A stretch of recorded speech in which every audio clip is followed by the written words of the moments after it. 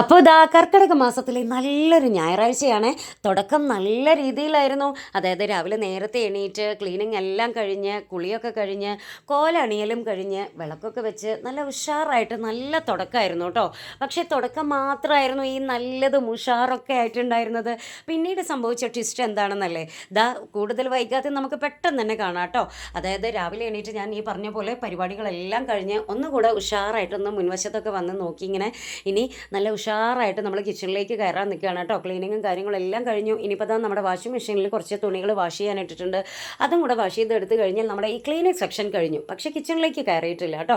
അപ്പോൾ എന്തായാലും വിളക്കൊക്കെ വെച്ച് ഇനി നേരെ കിച്ചണിലേക്ക് കയറാമെന്ന് പറഞ്ഞാൽ നല്ല അടിപൊളിയായിട്ട് കിച്ചണിലേക്ക് പോയി നോക്കിയതാണ്. പോയി നോക്കുമ്പോൾ കണ്ട അവസ്ഥ ഇതായിരുന്നു കേട്ടോ. വേറൊന്നുമല്ല, രാവിലെ കുളിയൊന്നും കഴിയാതെ ഞാൻ കുളിക്കാൻ കയറുമ്പോൾ ഈ മൂന്നാൾക്കാരും എണീറ്റിട്ടുണ്ടായിരുന്നില്ല. പിന്നെ സംഭവിച്ചതാണ് ഞാൻ നേരത്തെ പറഞ്ഞ ട്വിസ്റ്റ്.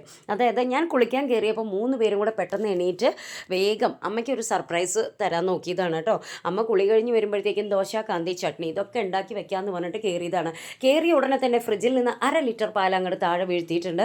അപ്പോൾ അത് അമ്മ വരുമ്പോഴത്തേക്കും തുടച്ച് ക്ലീൻ ആക്കുന്ന പരിപാടിയാണ് ഈ കാണുന്നത് കേട്ടോ.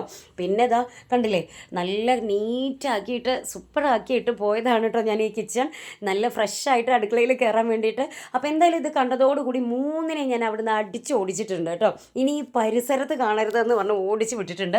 പിന്നെ ഒരു ഓട്ടപ്പാച്ചിലായിരുന്നു കേട്ടോ. എന്തായാലും തുടക്കം നല്ല സൂപ്പറായിരുന്നു. പക്ഷേ ഇതെല്ലാം കഴിഞ്ഞ് ഒന്ന് റിലാക്സായിട്ട് കിച്ചണിൽ കയറാൻ വന്നാൽ ഞാൻ കണ്ട കാഴ്ച അതാണ് കേട്ടോ. ആർക്കായാലും ഒന്ന് ദേഷ്യവും സങ്കടമൊക്കെ വരില്ലേ.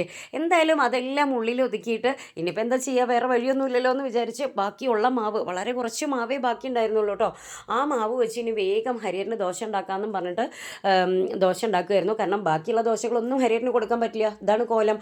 അപ്പോൾ ഇത് ഞാനിങ്ങനെ എടുത്ത കൂട്ടത്തിൽ എന്ത് വിചാരിച്ചു, എന്തായാലും ഇങ്ങനെയെങ്കിലും ഉണ്ടാക്കി വെച്ചല്ലോ, നല്ലത് വിചാരിച്ച് ചെയ്തതല്ലേ, സാരല്ല പാവല്ലേ എന്ന് വിചാരിച്ചിട്ട് അതൊന്ന് ടേസ്റ്റ് ചെയ്ത് നോക്കിട്ടോ. ടേസ്റ്റ് ചെയ്ത് നോക്കുമ്പോൾ എന്താ, വേറെ ഒന്നുമല്ല, ഉണ്ടാക്കി വെച്ച 3/4 ദോശയും, അതായത് 3/4 മാവ് ഉപയോഗിച്ചുണ്ടാക്കിയ ദോശയിലൊന്നും ഉപ്പിട്ടിട്ടില്ല.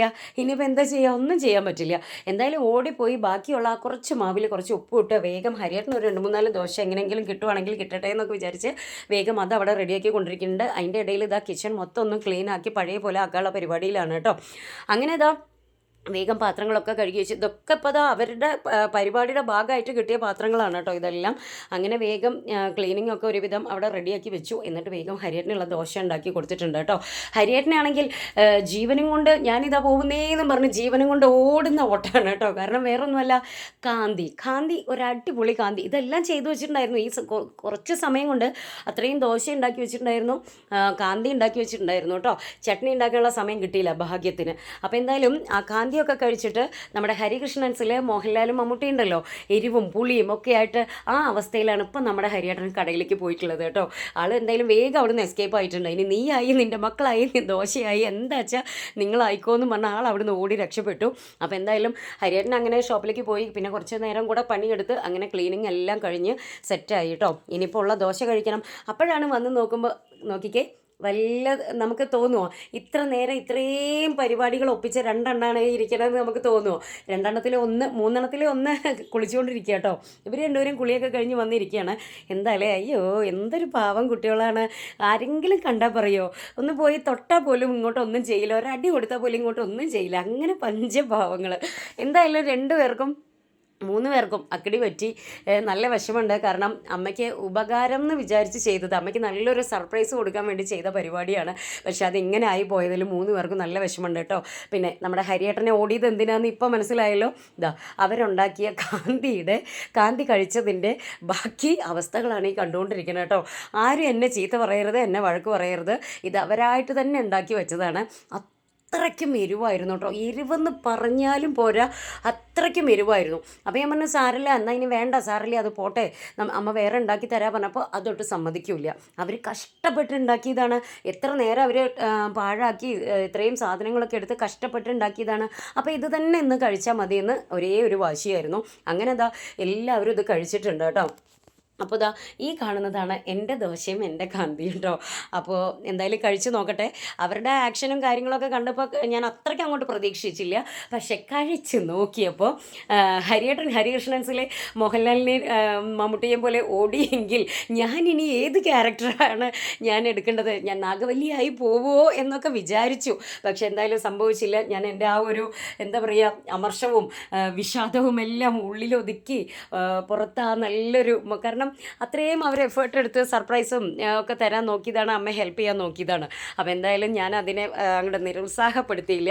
വളരെ ഒരു തമാശ രൂപത്തിൽ ആ ഒരു എന്താ പറയുക സുന്ദരമായ സുപ്രഭാതം, അതായത് നമ്മുടെ കർക്കിടക മാസത്തിലെ ഒരു നല്ല ഞായറാഴ്ച കിട്ടിയതാണ് കേട്ടോ. തിങ്കൾ മുതൽ വെള്ളി വരെ നമുക്ക് ഓട്ടപ്പാച്ചിലാണ്.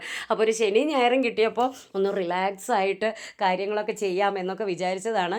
എന്തായാലും ദോശയും കാന്തിയും കഴിച്ചിട്ട് ഇതാ ഇത്തരം പ്രഹസനങ്ങൾ കാണുന്നില്ലേ. ഈ ഓടുന്നതൊക്കെ തക്കാളി എടുക്കാൻ വേണ്ടിയിട്ടാണ് കേട്ടോ. അതും ഒരാൾ ഓടിപ്പോയി തക്കാളിയൊക്കെ എടുത്ത് വന്നിട്ടുണ്ട്, പഞ്ചസാര വായിലിട്ടിട്ടുണ്ട്, ഫ്രിഡ്ജിലെ ഐസ് വാട്ടർ എടുത്ത് കുടിച്ചിട്ടുണ്ട്. അതെല്ലാം കഴിഞ്ഞതാ ഇപ്പോൾ തക്കാളി എടുത്ത് വന്നിരിക്കുകയാണ് കേട്ടോ. പിന്നെ അടുത്ത ആൾ അവിടെ തക്കാളി എടുക്കാൻ വേണ്ടി പോയിട്ടുണ്ട്. ഇവിടെ ഒരാളാണെങ്കിൽ ഒരു പൊട്ട് ദോശ കഴിക്കും, പിന്നെ ഐസ് വാട്ടർ കുടിക്കും, പിന്നെ ഒരു പൊട്ട് ദോശ കഴിക്കും, പിന്നെ ഐസ് വാട്ടർ കുടിക്കും. അങ്ങനെയായിരുന്നു കേട്ടോ. അപ്പോൾ എന്തായാലും നല്ലൊരു കർക്കിടക മാസത്തിലെ നല്ലൊരു ഞായറാഴ്ച വിശേഷമാണ് ഇപ്പോൾ നിങ്ങൾ കണ്ടത്. എന്തായാലും മൂന്നും കൂടെ ഒപ്പിച്ച ഒരു പരിപാടിയാണ്.